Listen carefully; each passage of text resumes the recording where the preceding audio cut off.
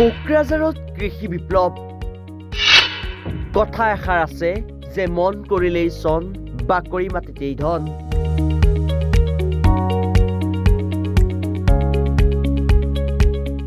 ঠিক তেনেকৈ বেনিবাৰীৰ এজন যুৱকে নিজৰ বাৰীত ড্ৰেগন ফলৰ খেতি কৰি ঘটিছে লাখ লাখ টকা।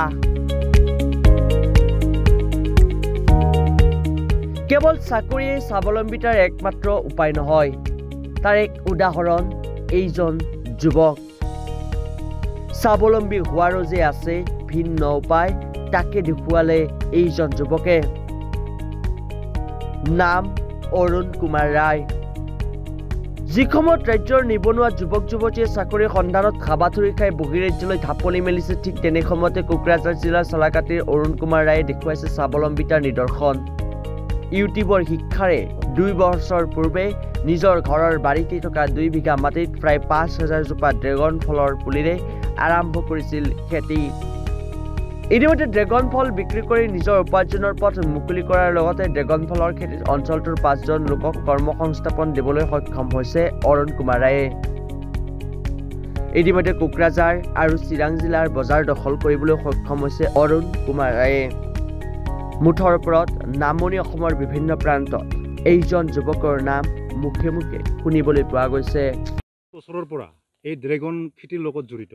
মই 2 বছৰৰ পৰা এই ড্ৰেগন খেতিৰ লগত জড়িত হৈ আছো। 2 বছৰ ধৰি? 2 বছৰ ধৰি। কিমান বিঘা মাটিত আপুনি ড্ৰেগনখন খেতি কৰি আছে?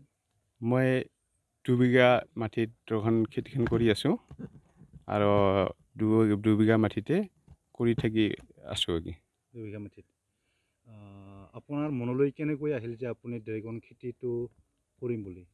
এইটো মই ইউটিউবত দেখি মানে খেতিখন চইচ কৰিছোঁ যে আমাৰ এইখিনি অলপ মোৰ মাটি আছে, ইয়াতে ড্ৰেগন খেতি কৰিলে মই উন্নতি কৰিব পাৰিম বুলি। কিমান বিঘা মাটিত?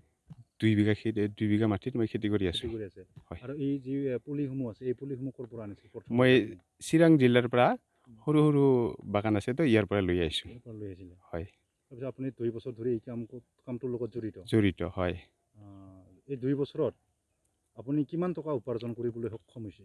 মই ফলৰ জৰিয়তে এই 2 বছৰত মই 3 লাখৰ ওপৰৰ পৰা 4 লাখ হ'ব আৰু 2,75,000 4 লাখ হ'বই আৰু ইমানখিনি বিক্ৰী কৰি আছোঁ। বিক্ৰী কৰিবলৈ সক্ষম হৈছে? হয় হয়। আপুনি এই খেতিখনৰ লগত অকলে জড়িত নে আন কাৰোবাক ইয়াত আপুনি সংস্থাপন দিবলৈ সক্ষম হৈছে? নহয়, মই এই খেতিখনত আৰু বেলেগ বেলেগ ল'ৰা আমাৰ ঘৰৰ ওচৰতে 4-5জন মোৰ ইয়াতে কাম কৰি আছিল আৰু আহি থাকে। আপুনি নিজে খেতি কৰাৰ লগতে 4-5জন ল'ৰাক আপুনি সংস্থাপন দিবলৈ সক্ষম হৈছে? হয়, মই মোৰ লগতে আৰু ইহঁতেও মানে সহায় হয় আৰু। হয়। আপুনি কোন কোন বজাৰত বিক্ৰী কৰে? মই আমাৰ এই কোকৰাঝাৰ বজাৰ, তিনিআলি বজাৰ আৰু চিৰাং জিলাৰ এই কাজলগাঁও বজাৰ, গুৰুবছা বজাৰ ইমানে বিক্ৰী কৰি আছোঁ। হয়। কিলো কিমানকৈ দি আছে? 200 টকা কৰি মই কিলো বিক্ৰী কৰি আছোঁ। আপুনি পাইকাৰীক দিয়ে নে আপুনি নিজে বিক্ৰী কৰে? পাইকাৰী কমভাৱে দিওঁ, মই নিজে বিক্ৰী কৰিলে বেছি ভাল হয়। আপুনি নিজে বজাৰসমূহত গৈ বহি নিজে নিজে বিক্ৰী কৰোঁ, বেছিভাগ নিজে বিক্ৰী কৰোঁ। হঠাৎ 2-1জনে লৈ যায়, ইমান একটা হেৰি নহয়।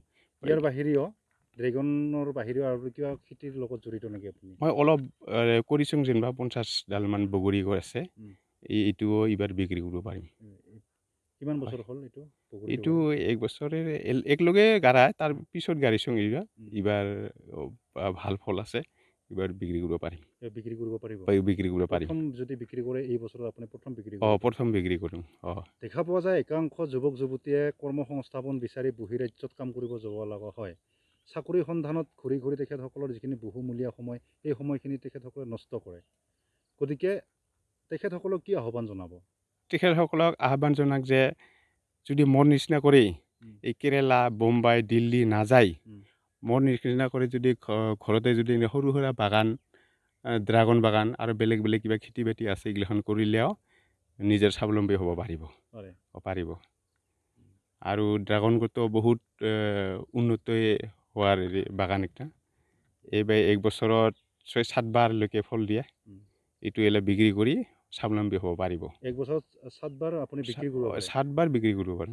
বিক্ৰী কৰিব পাৰে। হয় হয়। তাৰমানে কম মাটি দৰত খেতি কৰিও আচলতে স্বাৱলম্বী হ'ব পাৰে। হয়, কম মাটি থাকিলেও মই দুবিঘা কৰিছোঁ, 1 বিঘা কৰিলেও মানে স্বাৱলম্বী হ'ব পাৰিব।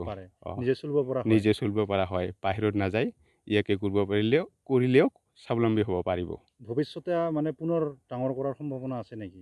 ভৱিষ্যতে মই আৰু এবিঘা মানে মোৰ মাটি আছে, এইগিলা এবিঘাৰ বেছি হ'ব আৰু এইখিনিত মই আৰু গাড়িম বুলি ভাবিছোঁ নেকি, আৰু গাড়িমেই। Bureau report, Republic any.